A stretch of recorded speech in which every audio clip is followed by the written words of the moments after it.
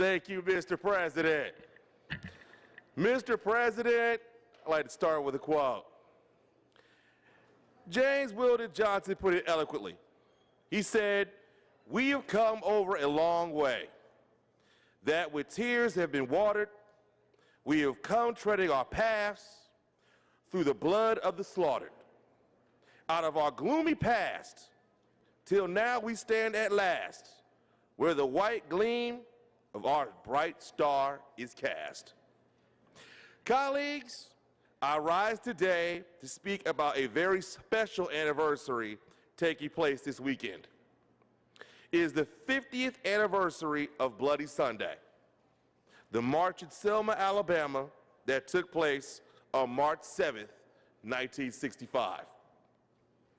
Dr. Martin Luther King Jr.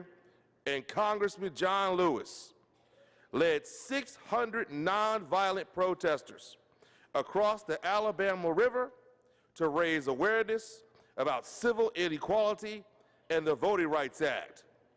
And despite being met with great opposition, the crowd continued on and grew to 25,000.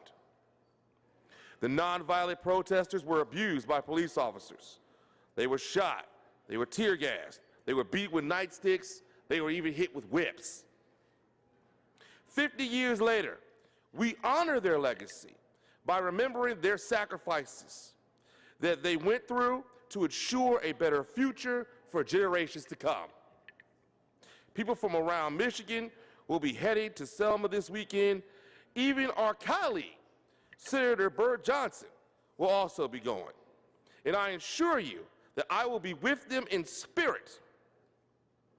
It is important to keep fighting and standing up for civil rights because we continue to see civil unrest throughout our country, whether it was Michael Brown in Ferguson, whether it was Eric Garner in New York, whether it is voting rights being assaulted with state laws across the country.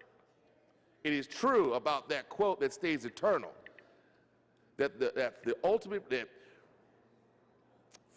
the price for liberty is eternal vigilance. There we go. We do this by standing up for what is right and continuing to talk about what is going on in our country. The conversation will continue as long as we see every African American man, woman, and child mistreated by systematic inequality, by institutional racism. Every single person in this country deserves equal treatment. This government was founded on affirming, not denying, man's rights.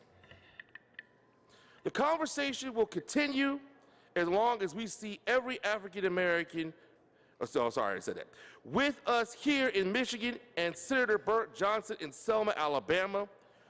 We can each do our part in not only honoring the protesters' legacies, but by continuing where they left off.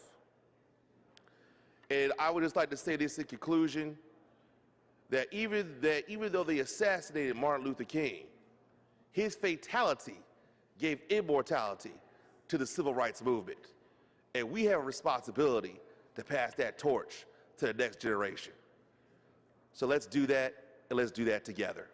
Thank you, Mr. President, and I ask that my remarks be printed in the journal.